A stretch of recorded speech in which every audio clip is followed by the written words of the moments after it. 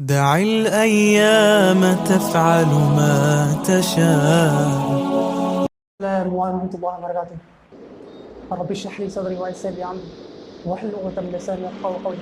اللهم ثبتنا عند الموت بلا إله إلا الله اللهم اجعلنا من الذين آمنوا ومن الصالحات وتواصوا بالحق وتواصوا بالصبر آمين رب العالمين.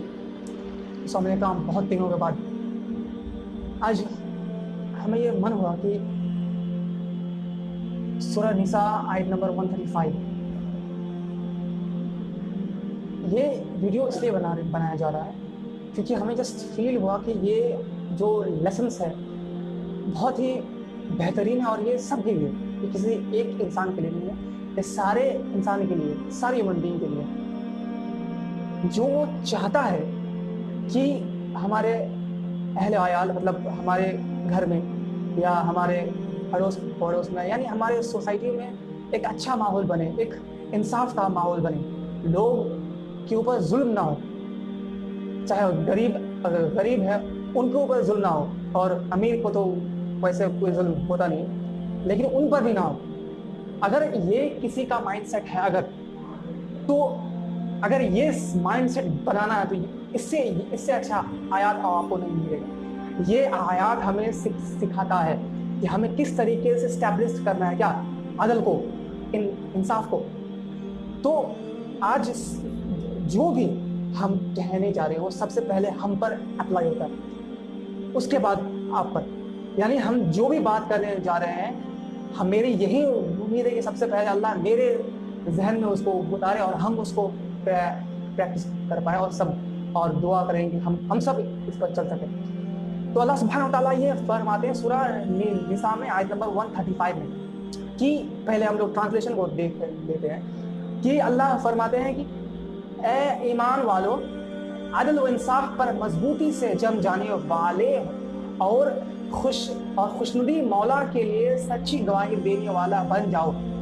گو وہ خود تمہارے اپنے خلاف ہو یا اپنے ماں باپ کے یا رشتہ داروں یا عزیز کے، وہ شخص اگر امیر ہو یا فقیر ہو، دونوں کے ساتھ اللہ کو زیادہ تعلق ہے.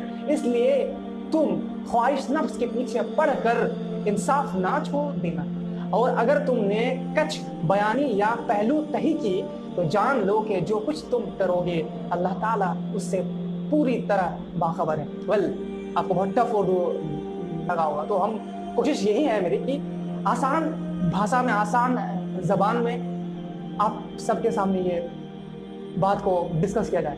تو اللہ سبحانہ و تعالیٰ سب سے پہلی بات کس کو کہہ رہے ہیں، یہ بات یہ خطاب کیسے؟ دیکھیے یہ ایسا بالکل نہیں ہے کہ صرف یہ مسلمانوں کے لیے، بالکل ایسے یہ تو بات ہے کہ اللہ خاص طور پر یہ کس کو کہہ رہے ہیں، اے ایمان والے یعنی مسلمانوں پر جو اللہ پر بلیو کرتے ہیں. یہ کیوں؟ کیونکہ یہ سورہ نساء جو ہے یہ نازل کہاں پر ہوا ہے؟ مدینہ میں.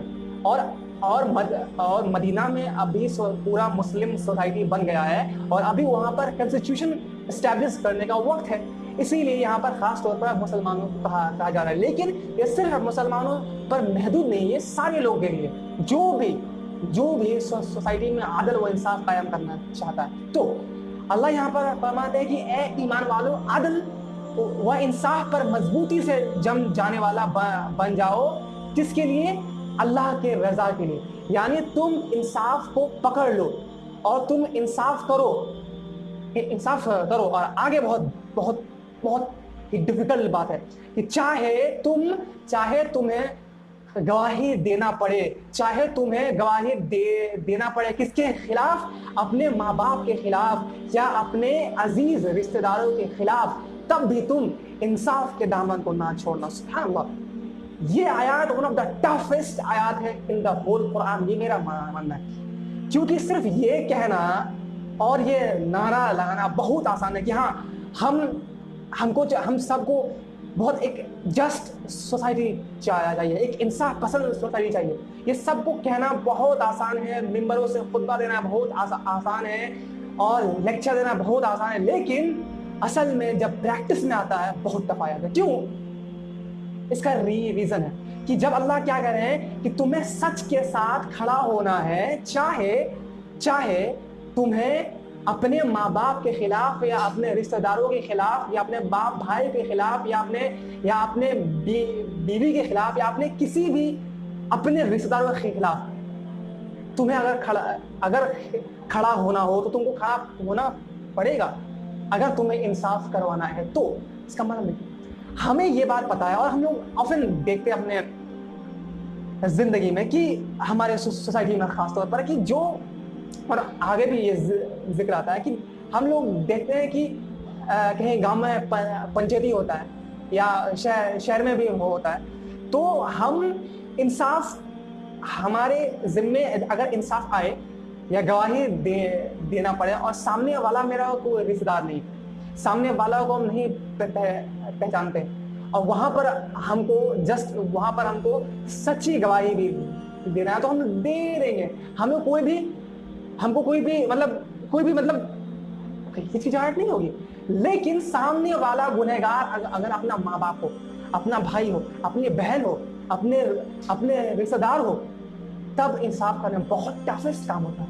ہم لوگ اپنے معاشرے میں یہ دیکھتے ہیں کہ اگر سامنے والا اپنا کوئی نہیں ہے تو ہم اچھے سے بے جھجک اچھے سے سچ کے ساتھ کھڑے ہو جاتے ہیں اور ہم لوگ انصاف کر دیتے ہیں. یا اگر سامنے والا, اور اللہ یہ بھی کہتے ہیں کہ وہ شخص اگر امیر ہو یا فقیر کوئی بھی ہو تم کو انصاف کے ساتھ کھڑا ہونا. اگر کوئی امیر انسان گلٹی ہے, اگر وہ گنہگار ہے اور ایک فقیر انسان جو غریب ہے اس کے پاس پیسہ نہیں ہے, وہ اگر بے گناہ ہے تو تم کو کھڑا کس کے ساتھ ہونا ہے؟ تم کو کس کے خلاف گواہی دینا؟ اس امیر کے خلاف, نہ ہی اس غریب کے خلاف.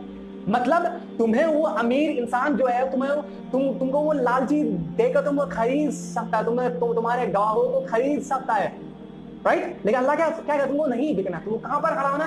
انصاف کے ساتھ. ایسے ہی اسٹیبلش ہوگا ہمارے سوسائٹی میں. اب بھی اگر دیکھ لیں, اگر گنہگار ایک غریب ہو, اگر ایک گنہگار ایک غریب ہو تو اور غریب ہے ہو تو اس کو آرام سے کورٹ یا ہمارے سوسائٹی کے بڑے ان کو سزا سنا دیں گے. لیکن وہیں اگر گنہگار اگر ایک امیر انسان ہو تو اس کو کوئی چھو نہیں پائے گا, یہاں تک کورٹ بھی نہیں. یس, لوگ یہاں پر رشوت دے کے جیل سے چھوٹ جاتے ہیں. مطلب بہت گندے, بہت بڑے گناہ, بھدے گناہ کر کے بھی چھوٹ جاتے ہیں. کیوں؟ کیونکہ ان کے پاس منی پاور ہے اور وہ گواہوں کو خرید لیتے ہیں. ایسے سوسائٹی میں انصاف بالکل کبھی نہیں ہونے والا. یہ ہے قرآن کی تعلیم کہ کوئی بھی چاہے غریب ہو یا امیر ہو, آپ اگر ایک امیر گنہگار ہے تو آپ کو اس کے پیسے کو نہیں دیکھنا ہے, رائٹ؟ وہ کتنا بڑا ہے اس کی عزت کا ویلیو نہیں کرنا. لوگ یہ بھی کہتے ہیں نا, ارے وہ امیر آدمی ہے, اس کا سوسائٹی میں عزت ہے تو اس کے خلاف ہم کیسے کھڑا. یہی ہے, دس از دا ٹیسٹ. اللہ اس طریقے سے لوگوں کا ٹیسٹ کرتے ہیں.